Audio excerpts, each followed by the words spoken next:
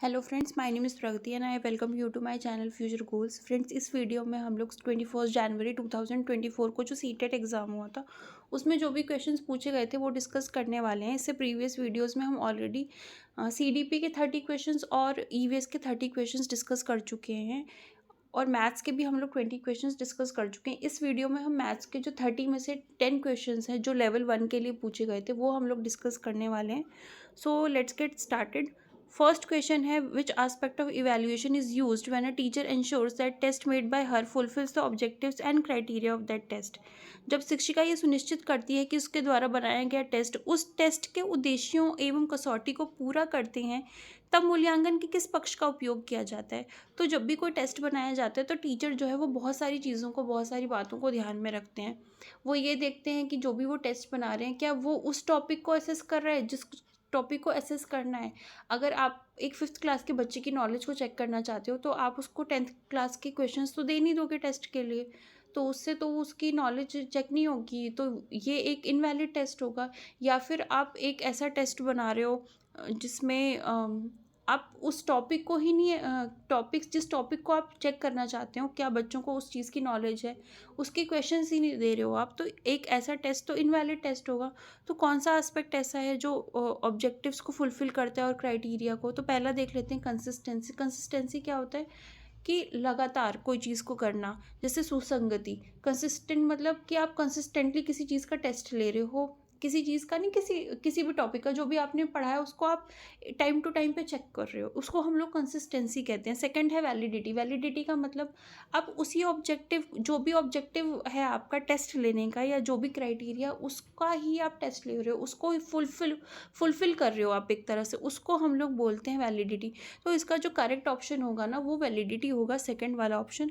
Practicality भी देख लेते हैं क्या होती है। प्रैक्टिकलिटी का मतलब होता है क्या टेस्ट प्रैक्टिकल है, क्या टेस्ट लेने में बहुत ज़्यादा खर्चा आ रहा है या बहुत ज़्यादा टाइम इन्वेस्ट हो रहा है, या टेस्ट आप जहाँ पे ले रहे हो क्या वो जगह भी प्रैक्टिकल है या नहीं है। जैसे आपको अगर बच्चे का एनिमल से रिलेटेड नॉलेज चेक करना है तो आप उसको जंगल में ले जाके शेर के सामने तो खड़ा नहीं कर दोगे ना, तो वो प्रैक्टिकल भी होना चाहिए। एक प्रैक्टिकल सिचुएशन हो, एक मतलब उसमें जो भी खर्चा आ रहा हो वो प्रैक्टिकल हो, वो अ, उसका जो टाइम लग रहा है वो सब कुछ प्रैक्टिकल होना चाहिए, तो उसको हम लोग प्रैक्टिकलिटी कहते हैं। रिलायबिलिटी मतलब होता है ट्रस्ट, यानी कि उसकी विश्वसनीयता। मतलब जैसे मैं आपको एक एग्जांपल देती हूँ कि आप एक वज़न चेक करने वाली मशीन पर खड़े होते हो और आपका वज़न 50 केजी आता है, फिर आप दोबारा खड़े होते हो तो आपका वज़न 60 केजी आता है, तो क्या वो मशीन रिलायबल है? क्या आप उसका जो भी वो रिज़ल्ट दे रही है क्या उसको आप ट्रस्ट कर सकते हो? नहीं कर सकते हो। तो ऐसे ही जो आप टेस्ट ले रहे हो, अगर हर बार उसके जो स्कोर आ रहे हैं बच्चे के वो अलग-अलग आ रहे हैं लोगों के द्वारा जब उसको चेक किया जा रहा है, तो वो तो रिलायबल नहीं है फिर। तो कौन सा टेस्ट ज़्यादा रिलायबल होता है? अगर आप एक ऑब्जेक्टिव टाइप टेस्ट लेते हैं तो वो ज़्यादा रिलायबल माना जाता है as compare to essay type test, क्योंकि एस्से टाइप टेस्ट में जो उस टेस्ट को चेक करने वाला टीचर है उसका भी इन्फ्लुएंस पड़ता है, राइट। लेकिन ऑब्जेक्टिव में क्या होता है, एक ही आंसर होता है, तो वो जब भी उसके स्कोर्स बनेंगे तो वो बिल्कुल एक जैसे होंगे, उसमें वेरिएशन नहीं होगी ज़्यादा, तो वो रिलायबल होता है टेस्ट, राइट। नाउ 52 क्वेश्चन देख लेते हैं। 52 क्वेश्चन क्या कहता है, a dash is always a regular polygon. अब रेगुलर पॉलीगन क्या होता है, वो पॉलीगन जिसकी सारी साइड्स इक्वल होती हैं और जो उसके सारे इंटीरियर एंगल्स होते हैं ना वो भी इक्वल होते हैं, ऐसे पॉलीगन को हम लोग रेगुलर पॉलीगन कहते हैं। तो इसमें जो करेक्ट आंसर होगा वो होगा स्क्वायर। स्क्वायर एक रेगुलर पॉलीगन होता है, उसकी सारी साइड्स और सारे एंगल्स इक्वल होते हैं, बाकी इसमें से कोई भी रेगुलर पॉलीगन नहीं है। 53rd क्वेश्चन देख लेते हैं। 53rd क्वेश्चन क्या कहता है, according to NEP assessment of learners include. जब भी किसी लर्नर्स का या असेसमेंट करना हो एनईपी के हिसाब से तो क्या क्या चीज़ें इंक्लूड होनी चाहिए। तो एनईपी हमेशा ओवरऑल सारे डोमेन्स की ओवरऑल डेवलपमेंट की बात करती है, मतलब कि आपको सारे एस्पेक्ट्स को चेक करना है, लर्नर के सारे जो डोमेन्स हैं उसको एसेस करना है। तो पहला देख लेते हैं। पहला है फिजिकल, क्या आप सिर्फ शारीरिक डोमेन को एसेस करोगे। एंड साइकोलॉजिकल, क्या सिर्फ आप उसके जो मानसिक डोमेन है उसी को एसेस करोगे? नहीं, आपको तो सारे डोमेन्स एसेस करने हैं। सेकंड वाला ऑप्शन देख लेते हैं। सेकंड ऑप्शन कहता है cognitive and physical domain. Second option cognitive और फिजिकल, कॉग्निटिव भी मानसिक से रिलेटेड होता है और फिजिकल यानी कि शारीरिक, सिर्फ ये दोनों डोमेन्स आप चेक करोगे या थर्ड है कॉग्निटिव, अफेक्टिव एंड साइकोमोटर। आप कॉग्निटिव डोमेन भी चेक करेंगे और अफेक्टिव यानी कि भावनात्मक, इमोशन से रिलेटेड, फीलिंग से रिलेटेड, ये डोमेन्स भी आप चेक करोगे। या फिर जो थर्ड है साइकोमोटर। साइकोमोटर का मतलब होता है मानसिक और शारीरिक पक्ष दोनों का जब कोऑर्डिनेशन होता है ना, तो उसको साइकोमोटर कहते हैं। जैसे कंप्यूटर आपको चलाना है तो कंप्यूटर चलाने के लिए आप अपनी आंखों का भी इस्तेमाल करेंगे, हाथों का भी इस्तेमाल करेंगे और दिमाग का भी इस्तेमाल करेंगे। उन तीनों के कोऑर्डिनेशन से आप कंप्यूटर पर वर्क कर सकते हो, तो ये साइकोमोटर डोमेन में आ जाता है। फोर्थ है cognitive, social and spiritual domain. तो इसका जो करेक्ट आंसर होगा ना, वो होगा ऑप्शन नंबर थर्ड, जिसमें कॉग्निटिव भी आता है, अफेक्टिव भी आता है और साइकोमोटर भी आता है। यानी कि तीनों डोमेन्स को आपको क्या करना है, लर्नर के एसेस करना है। तो ऑप्शन नंबर थर्ड जो है 53 का, वो बिल्कुल करेक्ट है। 54th क्वेश्चन पे मूव करते हैं। 54th क्वेश्चन कहता है which of the following is true for word problems in school mathematics. जब भी स्कूल मैथमेटिक्स में वर्ड प्रॉब्लम्स की बात की जाती है तो इनमें से क्या सही है, कौन सी स्टेटमेंट सही है। वर्ड प्रॉब्लम्स क्या प्रोसीजर नॉलेज पे फोकस करता है बस मैथमेटिक्स में, ज़्यादा फोकस जो होता है वो प्रोसीजर नॉलेज पे होता है, ऐसा होता है। तो ऐसा बिल्कुल नहीं है कि वर्ड प्रॉब्लम अब सिर्फ प्रोसीजरल नॉलेज क्या होती है, मतलब वो नॉलेज जिसमें सिर्फ प्रोसेस पे ध्यान दिया जाता है। एक होती है प्रोसीजर से रिलेटेड नॉलेज और एक होती है डिक्लेरेटिव नॉलेज, यानी कि जो कॉन्सेप्ट पे ध्यान देती है। तो वर्ड प्रॉब्लम में प्रोसेस पे भी ध्यान दिया जाता है और कॉन्सेप्ट पे भी फोकस होता है, उन दोनों का बैलेंस होता है वर्ड प्रॉब्लम में। तो ये वाला ऑप्शन फर्स्ट वाला तो बिल्कुल गलत है। एक बार हम थर्ड ऑप्शन देख लेते हैं। थर्ड ऑप्शन कहता है कि वर्ड प्रॉब्लम मैथमेटिकल मॉडलिंग का एग्जाम्पल है ही नहीं, जबकि ऐसा कुछ भी नहीं है। वर्ड प्रॉब्लम एक बहुत अच्छा एग्जाम्पल होता है मैथमेटिकल मॉडलिंग का, तो ये ऑप्शन भी गलत होगा। फोर्थ ऑप्शन कहता है word problem are important in secondary classes only. क्या सिर्फ सेकेंडरी क्लासेस के लिए वर्ड प्रॉब्लम्स इंपॉर्टेंट है? नहीं, ऐसा नहीं है, बल्कि प्राइमरी क्लासेस में वर्ड प्रॉब्लम्स जो होते हैं वो बहुत ज़्यादा इंपॉर्टेंट इसलिए होते हैं कि बच्चों को जब वर्ड प्रॉब्लम के द्वारा सिखाया जाता है तो वो उनको रेलेवेंट लगता है और वो रियल लाइफ सिनेरियो को एक्सपीरियंस कर पाते हैं कि वो एक ऐसी चीज़ सीख रहे हैं जो उनकी लाइफ में भी काम आने वाली है। सेकेंड वाला ऑप्शन देख लेते हैं। सेकेंड वाला ऑप्शन कहता है कि word problem refer to exercises where the child formalises the situation into a form where a specific mathematical technique can be applied. तो बच्चा क्या करता है, वो जो भी सिचुएशन है ना उसको फॉर्मलाइज कर देता है। फॉर्मलाइज करने का मतलब उसको एक औपचारिक रूप दे देता है और जो उसने मैथमेटिकल टेक्निक और जो उसकी जो मैथमेटिकल एबिलिटीज़ हैं या टेक्निक उसने सीखी है उसको अप्लाई करता है। तो ये वाली जो बात है वो बिल्कुल सही है। तो ऑप्शन नंबर सेकंड जो है इस क्वेश्चन के लिए, क्वेश्चन नंबर जो है हमारा 54, उसके लिए बिल्कुल करेक्ट है सेकंड ऑप्शन, राइट। 55 पे मूव करते हैं। 55 कहता है which of the following should be characteristics of mathematical language eight primary level. तो जो आप प्राइमरी लेवल पे मैथ्स पढ़ाते हो उसकी लैंग्वेज कैसी होनी चाहिए, देख लेते हैं ऑप्शन। पहला है कि प्रिसाइज होनी चाहिए। प्रिसाइज का मतलब बिल्कुल सटीक होनी चाहिए, टू द पॉइंट होनी चाहिए। ऐसा नहीं कि इधर उधर से घुमा के आप फिर बच्चे को चीज़ें, ऐसी लैंग्वेज है जो बच्चे को इधर उधर घुमा रही है, भटका रही है। सेकंड है एम्बिग्यूअस होनी चाहिए as it add openness in the subject. वो बिल्कुल अस्पष्ट होनी चाहिए, अनक्लियर होनी चाहिए, बच्चे को क्लियर नहीं होनी चाहिए। ऐसा नहीं होना चाहिए, लैंग्वेज तो बिल्कुल क्लियर होनी चाहिए। अगर क्लियर नहीं होगी तो बच्चा समझेगा कैसे, सीखेगा कैसे, कॉन्सेप्ट ही नहीं समझ में आएगा उसको। थर्ड है it should be reinforce through child's language used in everyday life. जो बच्चा दैनिक जीवन में रोज़मर्रा के जीवन में जिस भाषा का प्रयोग करता है उस भाषा को आप उस लैंग्वेज में डालो। बिल्कुल सही बात है, अगर उस भाषा का उपयोग आप उस लैंग्वेज में करोगे तो बच्चा जो है चीज़ों को, कॉन्सेप्ट्स को बहुत जल्दी सीखेगा और ज़्यादा इफेक्टिव तरीके से सीखेगा। तो सी वाला ऑप्शन भी बिल्कुल सही है। डी वाला देख लेते हैं एक बार। It must be highly technical as it will help students to communicate accurately in mathematics. बहुत ज़्यादा टेक्निकल होनी चाहिए ताकि बच्चे एकदम मैथमेटिकल लैंग्वेज में बात कर सके। ऐसा नहीं है, अगर लैंग्वेज प्राइमरी लेवल पे बहुत टेक्निकल होगी तो क्या होगा, बच्चे को तो समझ में ही नहीं आएगी, उसको तो टेक्निकल वर्ड्स पता ही नहीं है ना, अभी आप तो उसको इंट्रोड्यूस करा रहे हो तो वो कॉन्सेप्ट सीख ही नहीं पाएगा। तो इसका जो करेक्ट ऑप्शन होंगे ना, जो ऑप्शन सही लग रहे हैं, वो है ऑप्शन नंबर ए और option number C.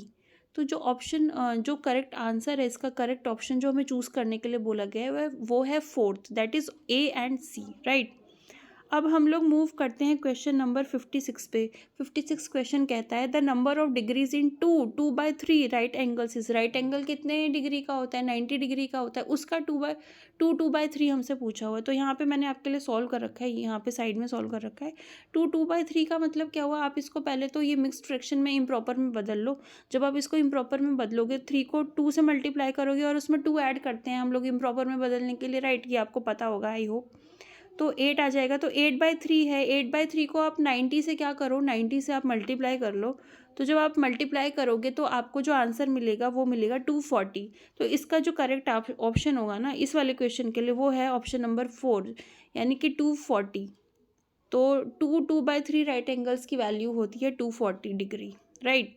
57th question पे मूव करते हैं। 57th क्वेश्चन कहता है how many packets of 1/12 kg salt can be made from 1/2 kg of salt. अगर आपके पास 7.5 किलो नमक है तो आपको 1/12 kg के पैकेट्स बनाने, कितने पैकेट बना लोगे? तो आप इसके लिए क्या करोगे, 7.5 को मल्टीप्लाई कर दोगे, 7 1/2 को मल्टीप्लाई कर दो, सॉरी डिवाइड कर दोगे। डिवाइड करोगे, किससे डिवाइड करोगे आप? 1/12, तभी तो आपको पता चलेगा ना कि उसमें कितने 1/12 के पैकेट्स बने हैं। 1/12 में उसको डिवाइड करो 1/12 से। तो यहाँ पे मैंने आपके लिए डिवाइड भी कर रखा है साइड में। पहले तो आप 7 1/2 को, वही ये मिक्स फ्रैक्शन में है तो इम्प्रॉपर में बदल लो। जब आप इम्प्रॉपर में बदलोगे तो आपको 15/2 मिलेगा। अब 15/2 को आप 1/12 से डिवाइड कर दोगे। तो यहाँ पे मैंने डिवाइड किया है तो आंसर जो आ रहा है वो कुछ इस प्रकार आ रहा है, 90 आ रहा है। तो इसका जो करेक्ट आंसर होगा 57 क्या, वो होगा ऑप्शन नंबर 1, दैट इज़ 90। 90 इसका बिल्कुल करेक्ट आंसर है। 58th क्वेश्चन पे आ जाते हैं। 58th क्वेश्चन जो है वो कहता है कि 1 मिलीमीटर कितने के बराबर है। तो सबसे पहले तो 1 मिलीमीटर को हम लोग अगर सेंटीमीटर में चेंज करें, आप इन सारे ऑप्शंस को चेक कर सकते हो एक एक करके। मैं आपको जो करेक्ट वाला ऑप्शन है उसी का जो सॉल्यूशन वो बता रही हूँ। तो आप अपने वो पढ़ा होगा kilometre, hectometre, decametre, metre, decimetre, centimetre, millimetre. पहले सेंटीमीटर आता है फिर मिलीमीटर आता है, सेंटीमीटर बड़ा है मिलीमीटर से। तो अगर आपको मिलीमीटर को सेंटीमीटर में बदलना है तो आपको क्या करना पड़ेगा, उसको 10 से आपको डिवाइड करना पड़ेगा। मिलीमीटर को अगर आपको सेंटीमीटर में बदलना है तो 10 से डिवाइड करोगे। तो आप 1 को जब 10 से डिवाइड करोगे तो आपको जो आंसर आएगा वो आएगा 0.1 सेंटीमीटर। 1 को आप किससे डिवाइड कर लो, 10 से, क्योंकि आपको 1 मिलीमीटर को सेंटीमीटर में बदलना है तो 10 से आपको क्या करना पड़ेगा, डिवाइड करना पड़ेगा। क्योंकि सेंटीमीटर जो होता है वो बड़ा होता है मिलीमीटर से, राइट। तो आंसर जो आएगा आपका आएगा 0.1 सेंटीमीटर। 0.1 सेंटीमीटर, यानी कि ऑप्शन नंबर 3 जो है वो बिल्कुल करेक्ट होगा। 58 का ऑप्शन नंबर 3 सही है। 59th क्वेश्चन पे मूव करते हैं। इसमें हमें बताना है कि इन सब में से किस में सबसे ज़्यादा कॉस्ट लग रही है, राइट। इनमें से सबसे ज़्यादा कॉस्ट किस में लग रही है, तो इसका मैंने सॉल्यूशन कर रखा है यहाँ पे। अब आप देख लो, पहला जो ऑप्शन है ना वो कहता है कि 75 डजन आइटम्स हैं और एक आइटम 7.5 रुपये का है, 7.5 रुपीज़ का है, 50 रुपीज़ का। तो पहले आप 75 डज़न को पर आइटम में बदलोगे तो उसके लिए आपको एक डज़न में 12 होता है, 12 यूनिट्स होते हैं। तो 75 में कितने होंगे, 75 × 12 900 आ जाएगा। तो 900 आइटम्स आ गई आपके पास। और 900 को जब आप मल्टीप्लाई करोगे ना 7.50 से तो आपको मिलेगा 6750। सेकेंड ऑप्शन चेक कर लो। सेकेंड में बोले 75 पैकेट है और एक पैकेट कितने का है, 750 रुपये का है। तो 75 पैकेट हुए कितने के, 75 × 750 कर लो तो आपको ये 56250 मिल जाएगा। थर्ड वाला ऑप्शन देख लो। थर्ड वाला ऑप्शन कहता है कि 75 पैकेट्स ऑफ 7.50 ईच। आपके पास 750 पैकेट्स हैं और एक पैकेट 7.5 रुपये का है। तो 750 पैकेट्स कितने के हुए, तो 750 को आप मल्टीप्लाई करो 7.50 से तो आपको 5625 मिलेगा। फोर्थ वाला ऑप्शन क्या कहता है, फोर्थ वाला ऑप्शन कहता है कि 7.5 डज़न है आपके पास। तो 7.5 डज़न को पहले तो आपको आइटम में बदलने के लिए 12 से मल्टीप्लाई करना पड़ेगा। तो आपके पास 90 आ जाएगा। और 90 और एक आइटम कितने की है, 750 की। तो 90 को जब आप 750 से करोगे ना तो 67500 आ जाएगा। तो सबसे कम वैल्यू किस में आ रही है, पहले में 6750 आ रही है, दूसरे में 56250 आ रही है, तीसरे में 5625 और फोर्थ में 67500 आ रही है। तो सबसे कम वैल्यू जो आ रही है वो आ रही है ऑप्शन नंबर 3 में। तो आप इसका स्क्रीनशॉट ले सकते हो रेफरेंस के लिए। तो ऑप्शन नंबर 3 जो है हमारा, उसमें सबसे कम वैल्यू आ रही है। तो इसका जो आंसर होगा 59th का करेक्ट होगा वो होगा option number 3, that is 750 packets of 7.50 rupees each, right.